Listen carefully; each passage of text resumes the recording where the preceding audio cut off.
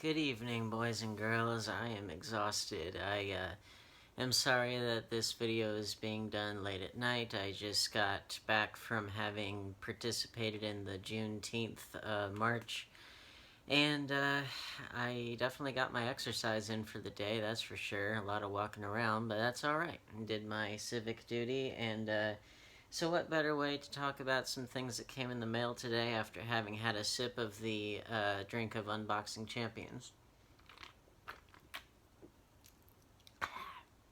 Helps me to wake up. Anyway, so a few things arrived earlier today from Amazon, just normal Amazon arrivals. First up is Yankee Doodle Dandy, which is a fantastic musical if you've never seen it. If you're into musicals, which I highly advise that you should be, and this is an important one. This was a 1942 film, is that right? Yeah, 1942.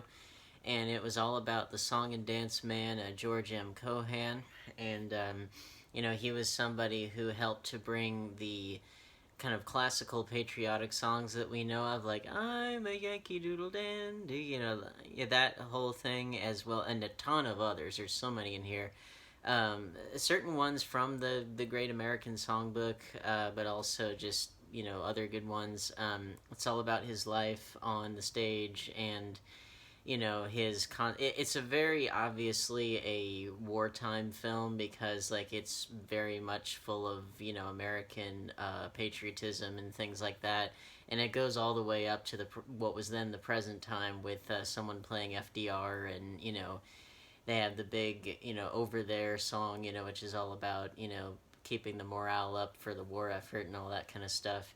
And highly, highly recommend it. It's a great 4th of July film. I needed this in my collection for a good long time, and I wanted to grab it up because it's classic, number one, but also number two.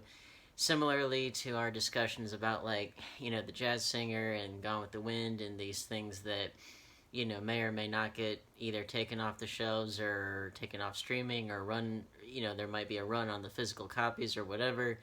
This one also has blackface in it, just very briefly, but again, the historical context is such that, it was common for stage performances at that time.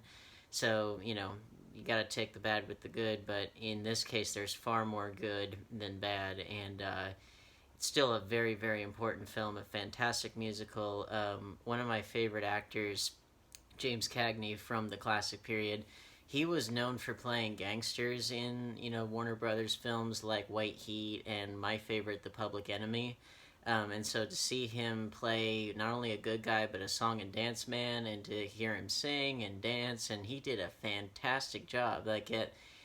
There's a reason why his performance was so lauded, because people didn't necessarily think he could do it, but he did it spectacularly. Alright, so we went from films that, have problematic aspects, blackface or, Nazi propaganda or, whatever we were talking about. And now we're getting into a different side of things. So in the 70s, largely thanks to this man, a whole new genre was launched, and it had to come from the independent scene. It had to come from the blood, sweat, and tears of somebody working very well out of the, studio system. And it was Martin Van Peebles with Sweet Sweetback's Badass Song. You have to say it that way. But yeah, this is considered to be the film that kind of launched the Blaxploitation genre, which in this case, it's kind of a weird thing calling it that, just because, generally speaking, blaxploitation, refers to, the kind of trying to exploit the fact that it stars or is about African Americans. So something like Blackula or Blackenstein, or some of those white coders, as they call, which were these like sex documentaries that, were able to be passed through censorship because they supposedly, had educational content. One of them was called Black Love because clearly the way that, black people have sex is different, so different that we had to make a documentary about it, which is just so stupid. But, like, in this case, calling it that, the Blaxploitation film is a little misleading just because the whole thing was starring, directed by, produced, written by Martin Van Peebles here. Like, this was his vision all the way through. But nonetheless, the tropes that we come to associate with Blaxploitation, like a funky soundtrack, and usually it's about our black hero having to struggle in a world that is against him, and on the tough streets with the law, all that kind of stuff. And so this film really did help to pioneer that, and of course it's got one of the best taglines of all time: "Rated X by an all-white jury." Awesome. And so this particular release is from Vinegar Syndrome, and it has a booklet, and it's got a reversible cover there. Um, and, I don't believe that any of these Vinegar Syndrome ones have slipcovers, even though typically they tend to, but not these ones. But yeah, I mean, this is a very important film because, Blaxploitation films, while they're very dated, and the heyday of them was most definitely in the 70s, and anybody that's familiar with Quentin Tarantino's output should be familiar with Blaxploitation, at least in that respect, because he references it a lot, especially something like Jackie Brown. But, this film and films like it are very important because they help carve out a space for black voices to be heard on the silver screen, especially like with this having been spearheaded by the star. And it was just a pretty essential step forward in that respect, so you definitely have to acknowledge that. And similarly, we've got 4 films in a row here that were all spearheaded by their star, who was a struggling stand-up comedian, not really getting anywhere in his career, and then, bam, Dolomite happened. That's right, Rudy Ray Moore. Eddie Murphy played him recently in the Netflix film Dolomite Is My Name, all about that. And again, a lot of the Blaxploitation tropes that we're familiar with, but very essential stepping stones in that regard, for black cinema. And it's a different environment now because we have like the Jordan Peeles of the world, and the Tyler Perrys, and the Spike Lees, and Chris Rock is getting more into directing and behind the scenes kind of work on top of acting. But again, essential stepping stones here with something like Dolomite. And this film was a big hit. It's very, very beloved to this day. And rightfully so, because it is iconic, and so much so that we had one direct follow-up, The Human Tornado here, which is, explicitly a sequel, because it's got, Dolomite in it. But then we had other ones that, there were like the 4, theatrical Rudy Ray Moore films. There were those 2. There was P.D. Wheatstraw, which this one is not a Dolomite film, but if you get like the DVD set, not the Vinegar Syndrome Blu-rays here, but if you get the DVD set of all the Dolomite films, they'll throw this one and the next one that I'm going to show you. They throw those in there because, they just kind of fit in with the rest of the Rudy Ray Moore aesthetic. This is the last one. It was Disco Godfather there, which I have to say that is an amazing poster. I've seen this poster used as the cover for, the Dolomite DVD set that you might find at Walmart.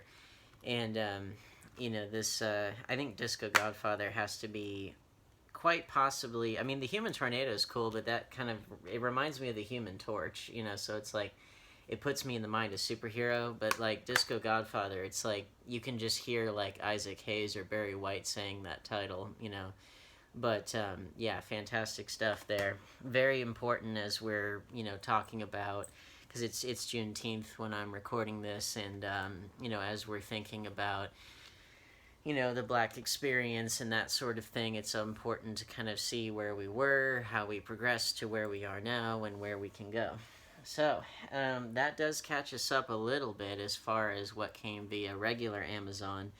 Now, what came to us via Amazon Canada, because the prices for the new ones were cheaper than they would have been on the American one. We got a couple of cool things. We got Jaws on 4K, ooh, with the lenticular cover there. How cool is that? And it's the Canadian edition because you see it's Jaws and it's Les Dents de la Mer, which that's a horrible pronunciation, but I will get better. And yeah, I haven't opened any of these yet because I wanted to do it right there for you, but I decided to get the just normal lenticular edition of Jaws instead of the Best Buy exclusive Steelbook because this one had a booklet, and I do like the lenticular nature of it. I think it's a little cooler. The Steelbook didn't come with any of those fancy extras, so I thought, that'll be a little bit, of a better investment there. Let's see what's on the other side here. So there's the girl that's about to get chomped up by the shark, which, fun fact, people like to say that the shark's name was Jaws, but it wasn't. The shark does not have an official name in the story, but behind the scenes, the shark, the mechanical shark that they used to film, was given the name Bruce because Bruce was the name of Steven Spielberg's lawyer, and apparently he still is lawyer. So yeah, I'm sure that he was delighted to be forever immortalized as a cold-blooded killing machine from the sea. But anyway, Jaws. What more can be said about it? It's one of the best horror films ever made. But it's not just a horror film. Like, Steven Spielberg clearly put a lot of his kind of adventurous spin on it, and he told John Williams once they get on the boat, he told him it's a pirate movie, and so the score has a lot of that swashbuckling feel to it on top of the famous Jaws theme, which is very...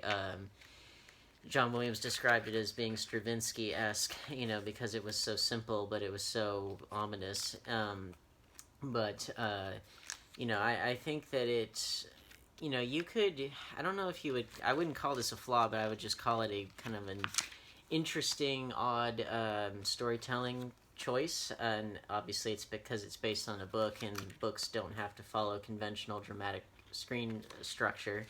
But the fact that, honestly, this film does feel kind of like two movies in one, because they split down the middle so well, where the first half is, on the beaches for 4th of July, and then the second half is on the boat. For me, the movie really gets going once they're on the boat. Like, I feel like that's when the movie achieves full focus, when it's just, Chief Brody, Hooper, and Quint. I feel like those three together, once they work off each other, then that's really when the movie is, when it gets going. It's just, watch it. If you've never watched it before, watch it right now. Or if actually, because 4th of July is coming up, this is a really good 4th of July film, because the whole crux of the first half is the fact that, you yell shark. We got a crisis on our hands on the 4th of July. And that's the big crux of the first half of the film. It's a good metaphor for like corrupt small town politics, and how in the 70s, that was like the age of Watergate and Nixon, and how those it was like a microcosmic equivalent of, we don't trust our governments anymore and things like that. Things haven't really improved since, but anyway, we got two Steelbooks here, 4K Steelbooks of Gladiator and Braveheart, two great epic films there. Opening up Gladiator right now, but this was a Ridley Scott film. Most of you, I'm sure, have seen it by now. If you haven't, you should. Oh yeah, both of those are Best Picture winners too. It's hard to, like, I love Gladiator, I really do. Ridley Scott's made a lot of great films, and it's hard to choose a favorite. I think for me it might be Legend, but I need to see the rest of his filmography, I have to admit. I haven't seen all of it quite yet, but yeah, this is the 3-disc edition there, with the 2 Blu-ray discs and the 4K disc. But I really love Gladiator. I think it has to be one of Hans Zimmer's best scores. And it partially why is because it was also done with Lisa Gerrard of Dead Can Dance, if you're familiar with that group. They kind of started off doing gothic rock, but they all quickly branched out into doing kind of world music, what you might call new age. But I'm a big fan of world music. I like hearing music from other cultures, especially music that replicates older time periods, especially like times that were like, let's say that, like, this one was can't remember the exact dates of this film, but like, it wasn't even I don't think it was even the year 100, at that point, so it's pretty ancient. I like listening to music that has ancient origins, and especially when it's from another culture. So, and this is just a great film about Rome, and it's not the most historically accurate film, but you could do a lot worse. Um, and I think it's just great for what it is. And similarly, we got Braveheart there, which netted Mel Gibson Oscars for Best Director, and for being one of the producers, won Best Picture. And it definitely now, talk about one of my favorite scores in any film. Braveheart is like tip top. I think it's criminal that Braveheart didn't win the Best Original Score Oscar, and I don't even know. I think the Gladiator score might have been nominated, or actually no, I don't think it was, because like the Academy had some rule against like the fact that Hans Zimmer had worked with Lisa Gerrard, and you couldn't be you couldn't do a collaborative thing unless you were already like a duo or whatever, some stupid thing like that. But both of them have fantastic scores. I think Braveheart is easily one of my favorite film scores of all time. James Horner, rest in peace. This is I think it's his best score that I've ever heard. It's one of my favorite swords of all time, the Claymore. It's a massive sword, very heavy, very bulky, but it does the job. This is not the most historically accurate film in the world. I think people have kind of gone on and on about that, especially these days. Certainly not with the attire or the way that events play out, or, things like that. As a film in and of itself, I think it's really damn good. Mel Gibson has an amazing feel for films that take place in older times, older centuries, when things were a lot more cutthroat, a lot more violent, a lot more, where people didn't have so many illusions about, how to, the fact that, death was around the corner at any point, which I think, honestly, in our modern day, we don't think about that anywhere near as much as we should, and to our detriment. But it was during times like this, before there was air conditioning or electricity or, the internet or anything like that. This was a time when death was around every corner, and you never knew if that day was going to be your last day on Earth. And honestly, when you're faced with death a lot more frequently, I think it makes you reframe the way that you see yourself in life.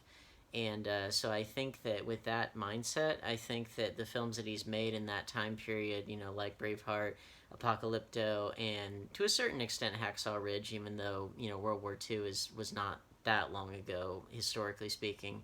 But even then, on the battlefield, it's like you're literally staring death right in the face. So I think he just really gets, and The Passion of the Christ as well, he just really gets that mindset, I think, better than anyone else, and has an amazing eye for visuals, for music, for slow motion, for ways to stage a scene, how to use violence effectively. Well worth a watch. Don't expect an accurate history lesson, but as we all know, don't ever go to any historical film, no matter how accurate it is. Don't go to it expecting a 100% accurate history lesson. Just use it as an entree to get into the history as it really happened. Anyway, final thing that came today, was so stoked to hear that this was coming out. The Columbia Classics 4K Ultra HD Collection Volume 1. Now, I remembered, actually, because I'm on Sony's mailing list, like their email list, And I remembered that they were asking, like, which movies would you like to see in 4K? And they gave us some choices. And I cannot remember for the life of me what I picked. I can't remember how many choices I got. I got at least one, probably more, but I know that Lawrence of Arabia was one of the ones I chose. And lo and behold, it's on here. This film has a great selection of classic Columbia films. Mr. Smith Goes to Washington, Lawrence of Arabia, Dr. Strangelove, or How I Learned to Stop Worrying and Love the Bomb from my favorite filmmaker, Stanley Kubrick, Gandhi, A League of Their Own, and Jerry Maguire, which I'm not normally a, what's his face, Cameron Crowe. I'm not normally a Cameron Crowe fan, but I feel like that's probably the best one that I've seen of his, and I feel like Tom Cruise really acted his ass off in that film, and that's why it works for me. But anyway, we fold it out here, which is a little unwieldy to do on camera here, but it's got the Columbia logo there, and we've got our 4Ks in these little sleeves here, and this thing here is, I believe, a book that comes out, and hopefully we can try and take it out. Again, a little unwieldy. Now, keep in mind, so those last four there, they were all from the Canadian Amazon store, and the reason for that was because the combined cost of shipping for a new release there was actually quite a bit less than it would have been for getting it via the American store, even with the pre-order price guarantee, which I, made sure to take advantage of. So it's definitely worth looking into. But we got a bunch of cool stuff here. My favorite out of all of these, I'm just gonna kind of skim through here. My favorite out of all these, well, Doctor Strangelove has to, that has to take the cake because, well, it's Kubrick, and Kubrick is by far and away the best filmmaker, I think, that has ever lived, and ever will live. But yeah, Doctor Strangelove, and of course Lawrence of Arabia, probably the best epic film of all time. Yeah, just fantastic stuff. Now, Lawrence of Arabia was kind of a grower for me for a long time, but boy, what a grower. It's only, after you've watched it so many times and you've analyzed certain scenes and lines of dialogue, what a great script. Great scenes, very memorable scenes. So these ones here, they all come packaged individually. Mr. Smith Goes to Washington is so good. I really, really love that film. It's very much a film of its time. It is a 1939 film. Very FDR, very New Deal, very much like the government. Have a government that represents the people, and have the ordinary common man's interests. Talked about in Washington, which obviously themes that Frank Capra would come back to in It's a Wonderful Life, which again is a very obviously FDR influenced film, very much of that generation. Already we're talking about Lawrence of Arabia there. Yeah, what more can you say about it? Just go out and watch it. It is quite long, but it's well worth your time. It doesn't feel long, at least to me. And there's just so much in each frame, in each everything. There's so much to analyze, so many layers of depth for the performances and the script and the everything. I can't get enough of it, and I'm not the only one who feels that way, obviously, because it's so lauded, and rightfully so. But yeah, please, you have to see it. And it's, as far as historical accuracy, it is kind of romanticized, but it's not as far off as one might think. It's more based on T.E. Lawrence's own book about his life called The Seven Pillars of Wisdom. And now there are some things there that, there are some things that are not quite accurate, or at least were thrown into doubt when other historians looked at what he wrote about. But as far as following the book on which it's based, it seems like they did that pretty faithfully. So in that case, it's like we'll blame the real T.E. Lawrence for that inaccuracy. Oh yeah, and this is I think this is the bonus disc that everyone was writing about online, like the one that they had to like put on the other features that I guess that they didn't put on the other Lawrence of Arabia discs. Because there was some hubbub about that online, but that's good that they threw that in there. Doctor Strangelove, oh, what a great film. I always have a hard time deciding which Kubrick film is my favorite, because I love all of his films for different reasons. For a while there, I thought Doctor Strangelove was. I mean, I'm not unique in the sense that like my favorites are the big three. This one, 2001: A Space Odyssey, and Clockwork Orange. Those are my favorites. Although I have to throw into the mix Barry Lyndon and Eyes Wide Shut as some of my favorites. And of course, gotta love The Shining. But yeah, those are like the big three. Those are usually the ones I go to, and I don't know. Those three could pretty much tie as far as I'm concerned. But if you had to twist my arm, I might say A Clockwork Orange, but it's so hard because I love them all so dearly for different reasons. But anyway. I mean, that's the problem when you're choosing your favorite films of all time. It's like you just want to be able to choose, like the entire filmography of a certain filmmaker, but you can't do that. You have to kill your babies, so to speak, or if not kill them outright, you have to like arrange them in an order that makes sense in terms of singular titles. So yeah, and then we got our last three here. We've got Gandhi, which was a Richard Attenborough directed film. Ben Kingsley won Best Actor. This won a ton of Oscars, 8 Oscars, including Best Picture.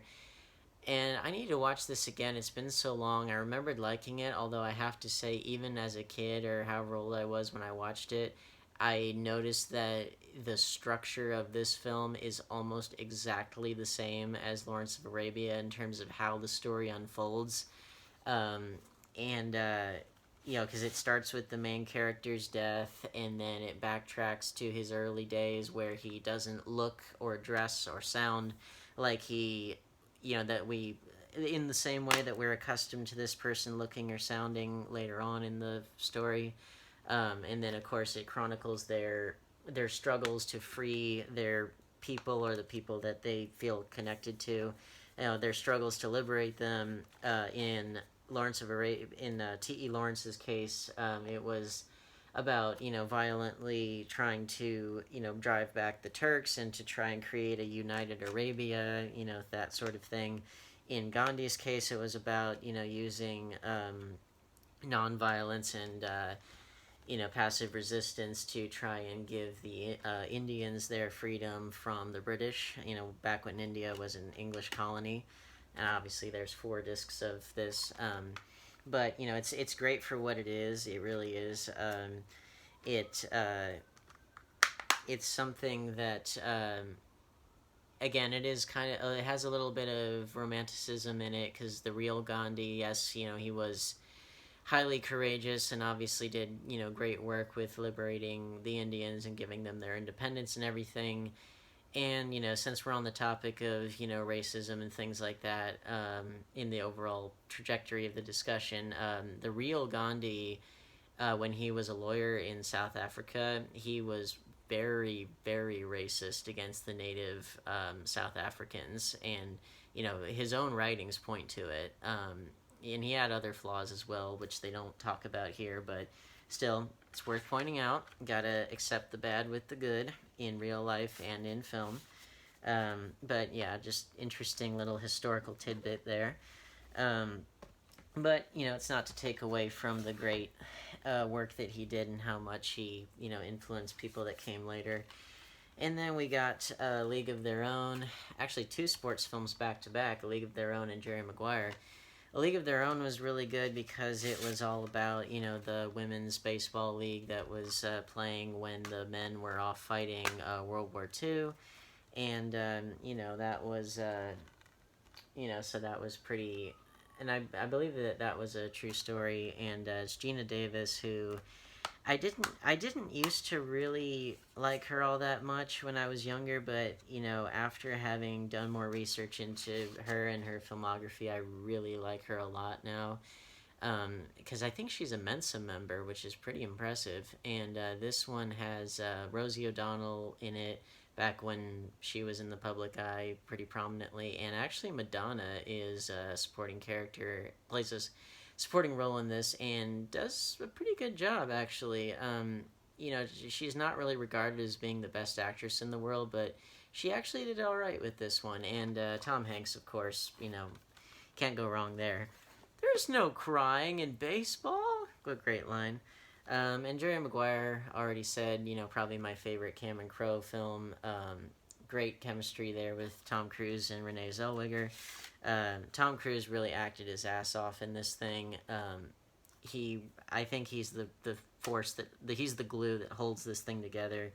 It does have some sentimentalism. It does have some cheesiness. It has some, kind of, lump in the throat moments that I guess are kind of commonplace with Cameron Crowe's work. It has the annoying kid who I couldn't ever stand.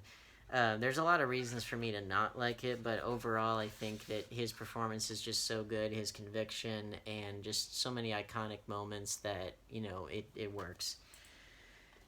But anyway, we got quite the diverse